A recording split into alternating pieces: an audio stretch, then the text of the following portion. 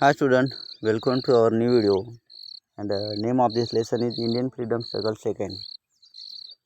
India के जो लोग हैं उन्होंने अपने फ्रीडम पाने के लिए जो मूवमेंट की जो स्ट्रगल किया उसके बारे में इस पूरे लेसन में दिया हुआ है। So we will start briefly we will discuss briefly it with the spread of the nationalist idea.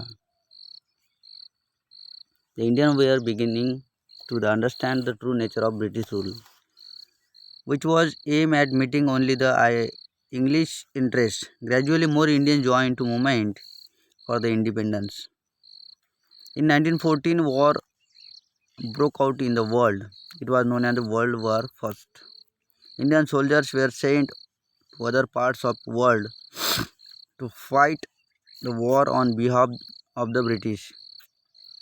Indians also had to pay heavy taxes to meet the cost of war that the British fought. All those factors lead the dissatisfaction of the Indians and add more force to the freedom struggle। 1914 में world war first start हो गया था। उसका परिणाम बहुत ये हुआ कि इंडिया के लोगों को ज़्यादा से ज़्यादा टैक्सेस देने पड़ते थे और इंडियन जो सोल्जर थे उनको ब्रिटिशों के पक्ष में पूरे ऑल ओवर वर्ल्ड में लड़ने के लिए भेजा गया था विदाउट एनी परमिशन। तो इसका परिणाम ये हुआ जो छोटे मोटे जो संस्थाएं थी जो मूवमेंट थी उनके इसमें इंडियन लोगों में पार्टिसिपेट होना चालू कर दिया था, पार्ट लेना यानी सहभाग लेना शुरू कर दिया था। Mahatma Gandhi become a leader. Mahatma Gandhi was born on 2 October 1869 at Porbandar in Gujarat. Mahatma Gandhi ji का जन्म 2 अक्टूबर 1869 को पोरबंदर में हुआ था। जो पोरबंदर कहाँ पे स्थित है? गुजरात में। Between 1893 and 1915 he work at law firm in Durban. उन्होंने डरबन में अपना लॉ का जो जॉब था यानी we can say that the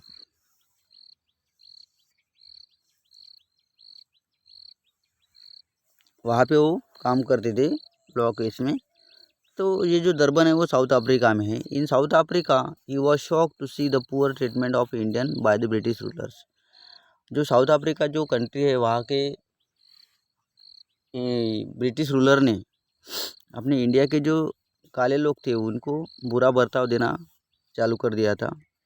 Mahatma Gandhi fought for the right of Indians in South Africa. तो महात्मा गांधी ने जो इंडियन लोग के बुरे बर्ताव के विरुद्ध में उन्होंने वहाँ पे मूवमेंट चालू किया था और the method of protest known as Satyagraha. जो ये था उनका साहित्य था यानी उसके जो मेथड थे वो थे सत्याग्रह के शस्त्र के आधार पे उन्होंने वहाँ पे मूवमेंट चालू कर दिया था। This movement was based on truth and non violence. और जो ये जो मूवमेंट थी वो सत्य और अहिंसा के इस पे चलती थी। He believe that satyagraha should always truthful and peaceful and refuse the accept what was injustice and unfair. और उनका ये मानना था, उनका जो विश्वास था वो सत्याग्रह कैसा होना चाहिए था, जो सत्य बोलने वाला हो और जो पीसफुल हो यानी जो शांततावादी हो। Mahatma Gandhi return to India in 1915। Mahatma Gandhi India में कब वापस आ गए थे? तो 1915 में।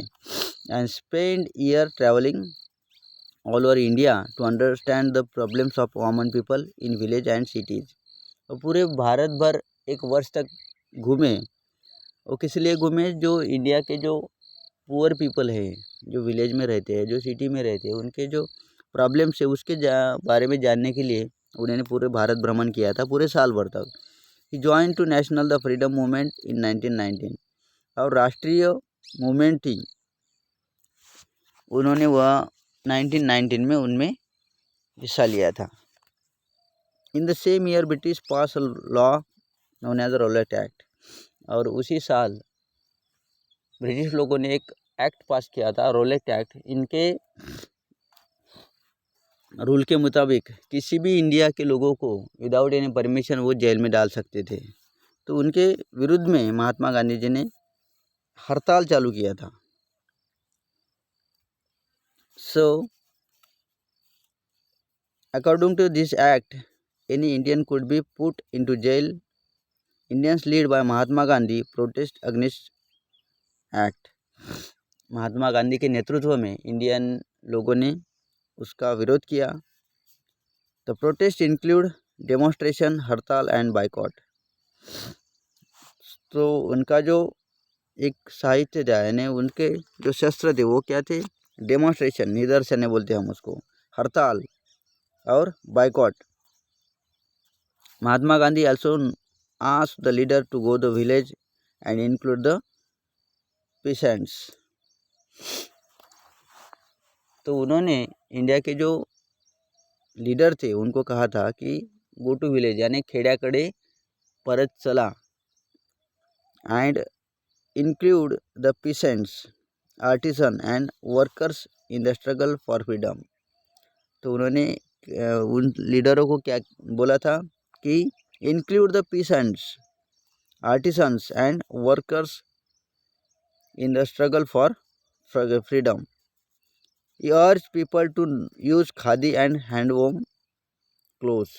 उन्होंने इंडिया के लोगों को ये भी आह्वान किया था जो खादी है वो खादी कपड़ यूज़ करने के लिए बोला था और हाथ से बुने हुए कपड़े भी पहनने को बोला था। Which becomes a symbol of Indian freedom movement. और ये आगे चल के इंडियन फ्रीडम मूवमेंट का एक सिंबल बन चुका था, एक चिन्ह बन हो चुका था। With the support of the common people the struggle for freedom become a wide spread. और कॉमन पीपल के सपोर्ट में, सहायता से the struggle for freedom become a wide spread. और इन लोगों के सपोर्ट के कारण ये जो स्ट्रगल था, ये जो मूवमेंट थी वो पूरे भारत भर में स्प्रेड हो गई थी।